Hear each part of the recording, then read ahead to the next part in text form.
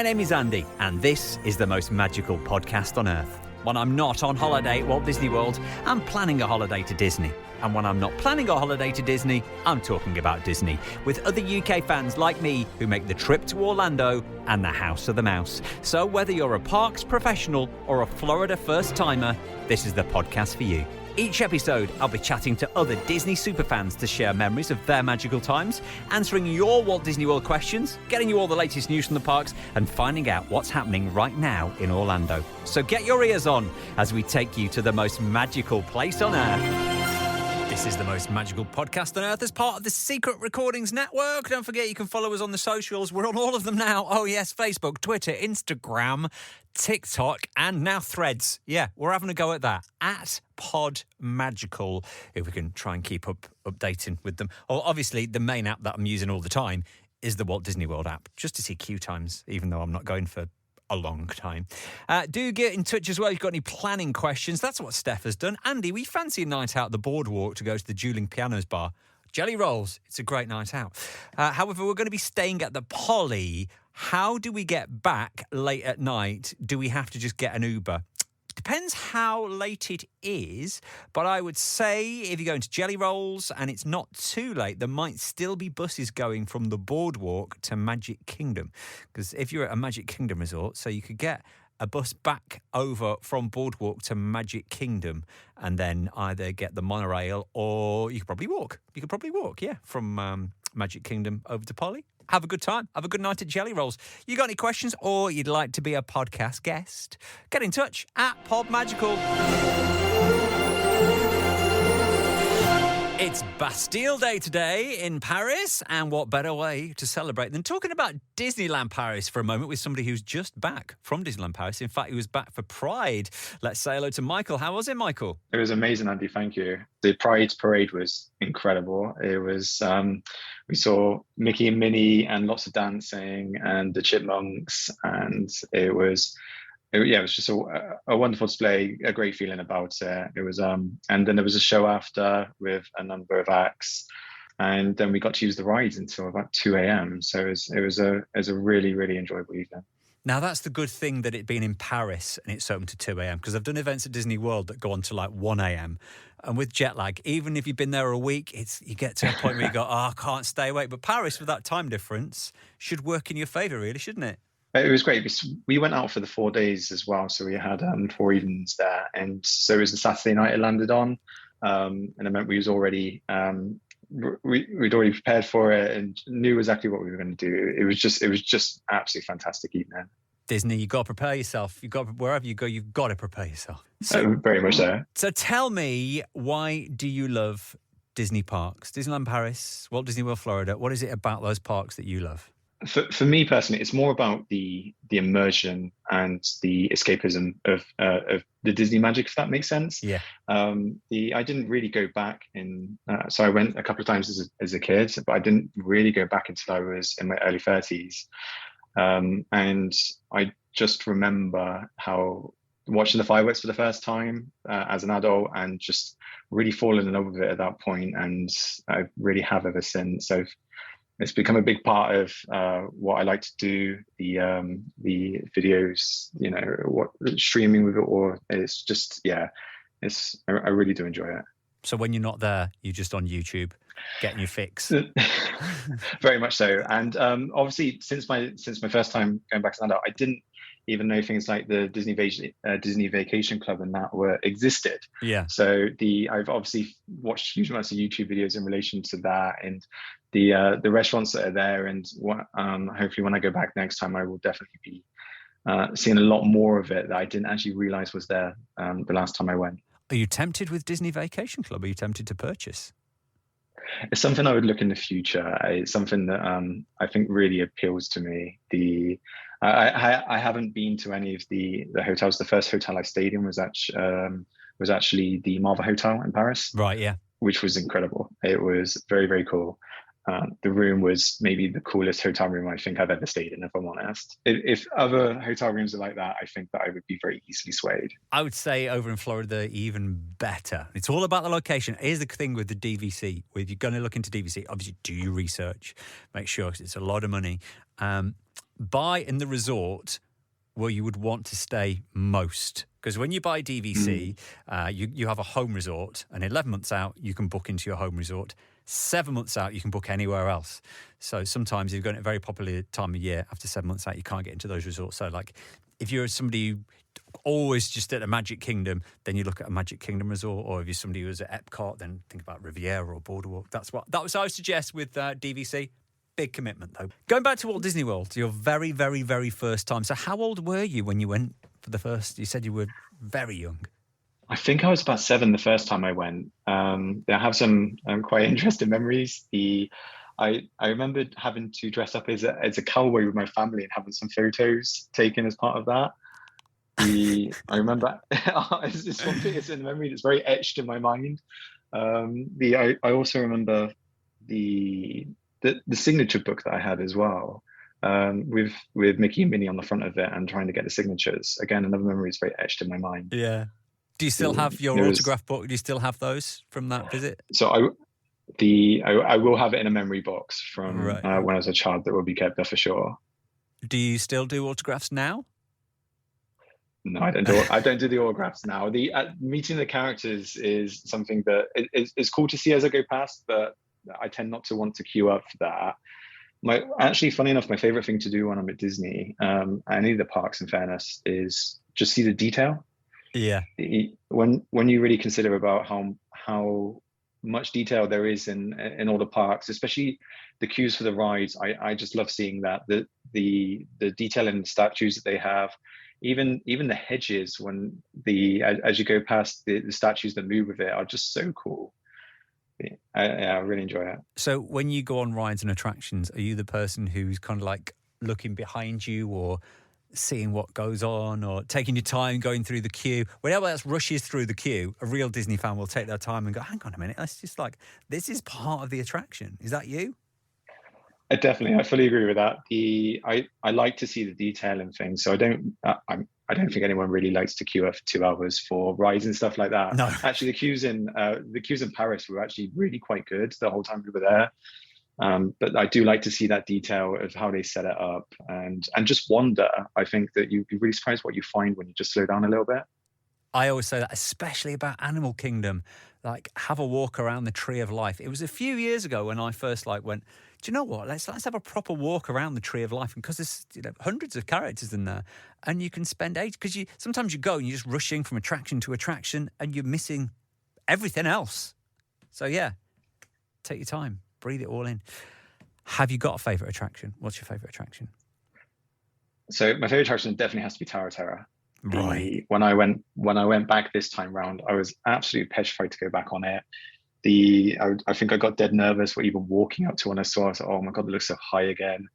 I kept my eyes closed the first time I went back on it, and that first time, but by the 4th time we had been on it, so over the few days, I absolutely loved it again. Really enjoyed it, and yeah, that is a very cool one. Also, the Ratatouille ride. That was really good as well. It was a very cool ride this time round. When you went to Florida last time, where did you stay? You say you've not stayed on site. No, so we had a villa when we went last time. So we went for around 3 weeks, but also done lots of the other stuff. So things like Busch Gardens, Universal, Discovery Cove, but also some of the Orlando stuff. Like we went to watch the football, so their soccer, our football, and trying to do all that whilst we're there as well. It's interesting because over the last few episodes, I've had somebody who's been to see basketball, somebody who's been to see baseball, and now soccer. Is that what it was soccer, brilliant, football, honestly. Yeah? They do it very differently there as well. So I had a season ticket for many years as a child. So go and watch it here. It's such a different atmosphere. They make a real day of it there. It's very interesting that there might be little shows that they have before and after. People bring huge amounts of food. The people, there's lots of gatherings. It's such a different vibe about it. It was very good to go and watch. So where did you go and watch the game? So that would have been the Orlando team. So it would have been downtown Orlando, I believe, where they were playing. And it was worth taking a day out of the theme parks to go and watch a game of football. Oh, definitely. It was great. And again, and I still have my my T-shirt from there actually. No, it was a great day, and just to kind of see how things have done a little bit differently now, I really enjoyed that. I think my other one I really enjoyed in Florida was Discovery Cove. That was something I'd never, although that's not Disney in itself, it's something that I'd never really done before that. Swimming with the fishes and the dolphins, and that was again a very cool experience. You really did. I suppose if you go in there for 3 weeks, you want to take in as much as you can, not just Disney and Universal. I think the 3 weeks really allowed us to not have to rush through everything really quick. I mean, even in the 3 weeks, there was stuff we didn't do. There is so much there that could always keep you busy in Florida. You could go every year and still miss lots of things. But it really allowed us to do lots of stuff we really wanted to do and go back to some of the parks that we wanted to see again, parts that we wanted to see again, or even move between them. So if there's parts that we really enjoyed, like, for example, going to the Magic Kingdom, we wanted to see the fireworks a number of times. And it really allowed us the space to do that. Yeah, you've got to do all the night times, the fireworks, Fantasmic, Epcot. You've got to do everything at least twice if you're going to be there for at least 2 weeks. You've not done it once, you've done it twice. Yeah, I mean, to be honest, the memory of seeing the fireworks show at the Magic Kingdom for the first time will be something I genuinely never forget. It was really in that moment, I think, that I kind of fell in love with Disney. It brings you over with such emotions. It's just incredible. It really is incredible. Back with Michael in just a moment. A very quick news update for you. Right now, you can have a look at all the merchandise for this year's Mickey's Very Merry Christmas Party. Yes, I know, it's July, we're talking about Christmas. Also, as well, you can check out the menus for the Epcot Food and Wine Festival that starts in a couple of weeks' time. There is a brand new booth also that features the Muppets. Dr. Bunsen Honeydew and Beaker will be experimenting with food at the Food and Wine Festival this year. And also, closer to home, we've got more details, and in fact, we'll find out where we can get tickets for the Disney 100 exhibition, which comes to London in October at the Excel Centre, which I do believe is in Docklands. Tickets go on sale Tuesday, and you can register right now. We've got all the links for that and all the other news and anything that happens between now and next podcast over on all our socials. You know where they are. Just go to @PodMagical. We've got Michael with us on this episode of the podcast, talking about all things Disney. Obviously, we're a Disney podcast. Let's talk about food. Last time you went over to Walt Disney World, can you remember where you ate? I think that's probably the one thing that we done slightly wrong last time we went. I didn't realise as much what is actually available there now in relation to sit-down restaurants and the availability of it. And I don't think I really noticed that until after I came back. So when I go next time, I will definitely do that very differently. We tried to mix it up a little bit more when we went to Disneyland Paris of doing both sit down and quick service restaurants, which worked really well. And the food was actually really good there, actually, if I'm honest. Do you know what people say, that food at Disneyland Paris is really bad? But I think Walt's and the Ratatouille restaurant, brilliant. They're really good. The best place, actually, funny enough, was the Nets Diner. Anywhere that brings food to me on roller skates is a winner for me. But the food was actually really good there. And both of us really enjoyed it. We decided that over the days we were there, whichever one we enjoyed best, we go back to right at the end. Right. And that was the clear winner, definitely. So next time you go to Walt Disney World, you need to do a proper food plan, a proper restaurant plan. I don't think there's anywhere over there that will bring you anything on roller skates. There's people on roller skates, but you've got SciFi Diner, which is different. Looking at restaurants like Topolino's and stuff like that, I would really like to do all that stuff in the future. And I think when I hopefully go back in 2025, that I would definitely be trying that a lot more. I've not asked you about your favourite memory. The one that will stick with me forever is the first time I went back as an adult and saw the fireworks. When I went back, I was in quite an interesting place in my life. That's probably the best way to put it. And I remember seeing the fireworks and just being so immersed in it. And it was in that moment, I really knew that actually this was really quite a great place. And it really did make me fall in love with it at that point. It's a memory that I probably will never forget. Is there anything you don't like about Walt Disney World or the Disney parks? There's not anything I don't really like. I think the thing is probably the expense of Disney that comes with it naturally. Paying for it. I think I mean, there are things that you want to pay for and things you have to pay for when it comes to Disney, and that's probably the only thing that comes around it. But again, you know what you're getting with Disney. You know when you're going away, you have to put that money aside for it. And it comes with the expense of it, but to me, it feels very worth it. I'm going to give you your ultimate Disney day. Now, I'm going to let you pick, actually. Usually we do Walt Disney World, but as you've just come back from Disneyland Paris, you can either choose Walt Disney World or Disneyland Paris for one day. Where are you going? Which one? Could I combine them slightly if I can magically jump between the two? No, I can't. Okay. No. Not miracle workers. We can get you fast passes, but that's about it. Well, we can't even get you fast passes anymore. No time travel between the two. No time travel. So I think that for me, I'm very much looking forward to going back to Disney Pride again next year. Staying in the hotel we were in, it's clearly the best hotel I have ever stayed in my life. I am so excited to go back to that. It sounds a really silly thing to be super excited about, but it was so cool. The fact they even had TVs inside the mirrors was amazing. What? Honestly, I was so surprised at what I saw. The bed was the most comfortable bed I think I've ever slept in. It was just incredible. So we're going to be at Disneyland Paris for your perfect day. We're staying at the Art of Marvel. I'd like to get up nice and early. So I'd have a plan of trying to go on at least 2 rides first thing, because obviously we get in nice and early. So definitely the Alton Towers ride, and hopefully RC Racer if there's not much of a queue there isn't usually. And the Ratatouille ride again. So I think that'd be my favorite thing. And then just wandering over to the Disneyland park and having a bit of a wander there and picking up some coffee and croissants and just sitting there and doing a bit of people watching. Yeah. And then obviously going on It's a Small World. Guilty pleasure. It's one of the things you have to do whilst you're there. But I think just trying to then get in as many rides as possible between then and going to the Manhattan restaurant in the evening is a definite must that I am desperate to do next time. Frustratingly, I hadn't booked it in advance. I didn't jump onto it straight away, and the tables went so quickly this time around. So it's definitely something I will jump on as soon as it opens next time. And in the evening, without a doubt, it has to be going to watch the drone show before the fireworks. The drone show is just something else. It really is. The Marvel one, incredible. Or the honestly, the one over at the Disneyland Park. Right, just before the fireworks. So they had their 30th anniversary one that came up, and it was just incredible. Oh, and how do I forget seeing the parade during the day? Of course, that is just very. I don't know how I forgot it's a given. That. But again, that was absolutely incredible to see as well. So when's your next trip then? Have you got anything planned for Paris or maybe Disney? We said 25 for Disney World to go to Florida for your next Florida visit. What about Paris? It's so near. So the tickets haven't been released for the Pride event yet for 24, but I've already said I'm definitely going back next year. It was just absolutely incredible for the 4 days, and I will stay in the same hotel again.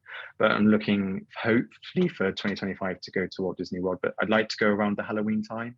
Yes. I've never been to see how everything changes in that period of time, and I've heard such incredible things about it. So that's something I would very much like to do. You need to go for Halloween and do the overlap, to do the Halloween Christmas overlap.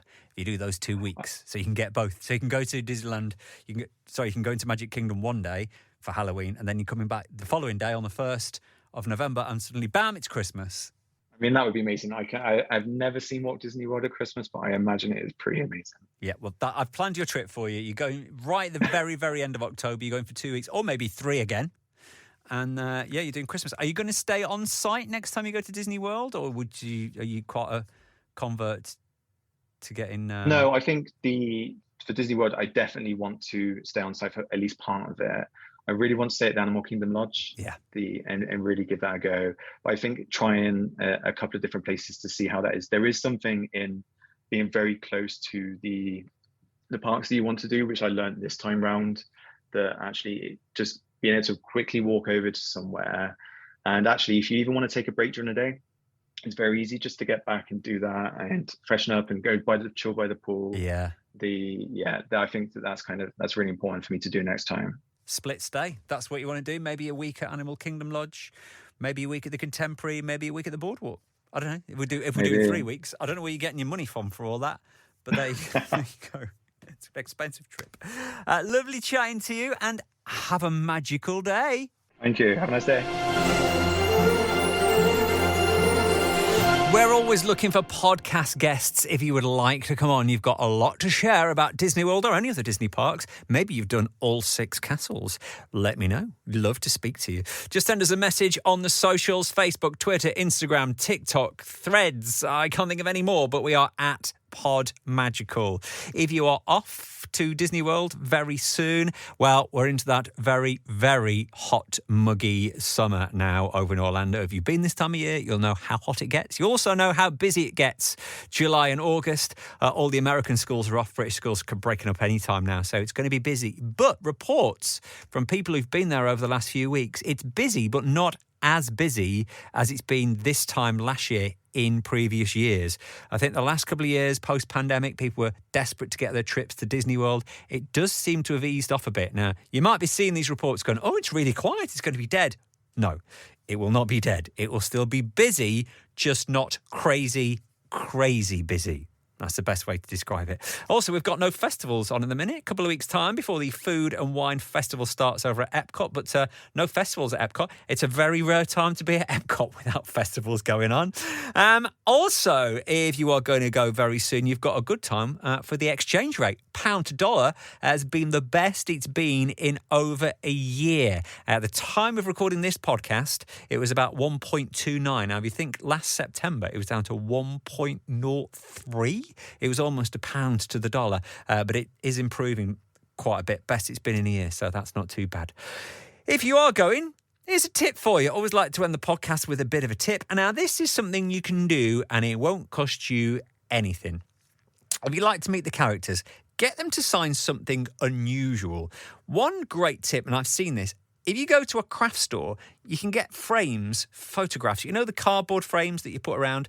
Get the characters to sign those. Or maybe birthday cards or even Christmas cards. Something different and unique. So when you get back, you can do a little bit of crafting and make something special.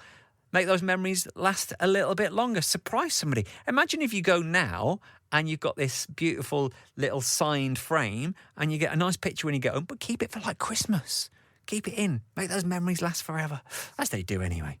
Any tips you would like to share, do get in touch on the socials. Make sure you hit subscribe as well, wherever you get your podcast from. We've got new podcasts every other week. We've got fortnightly podcasts with new guests and more tips and more stories and all the latest news. If you'd like to be on, of course, give me a shout. Do subscribe, then you don't miss it. It also helps us out a bit. I tell you what else helps us out, and if you've never done this, if you please could, just give us a 5-star review. So it's particularly on Apple Podcasts, just go in, hit 5 stars, save. If you want to leave a comment, that's great. But if you just want to give us 5 stars, it just helps the ratings go up a little bit. Helps it easier to find.